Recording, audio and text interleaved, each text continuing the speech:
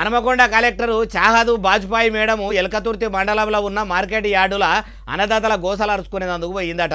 నెల దినాల సంధి ఒడ్లు కాటకేయిర్రి మక్కలు కాటకేయిరని రైతులు నెత్తి నోరు కొట్టుకుంటుంటే కలెక్టర్ మేడంకు ఇప్పుడు తీర్పాటకం దొరికింది. ఏది అడుగుదాం పాండ్రి మనం కూడా.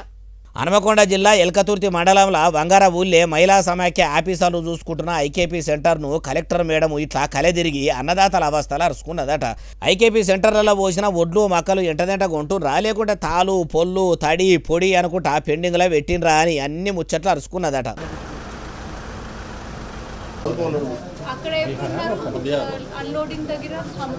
జాయింట్ కలెక్టర్ రవిసారు ఏమన్నాడంటే ఇప్పటి వరకు రైతుల నుంచి 3,500 క్వింటాల ఒడ్లు కొని మిల్లులకు పంపినాము, ఇంకా 15 లారీల ఒడ్లే లేతట్టున్నాయి మేడము అని కలెక్టర్ మేడంకు చెప్పుకొచ్చిండట.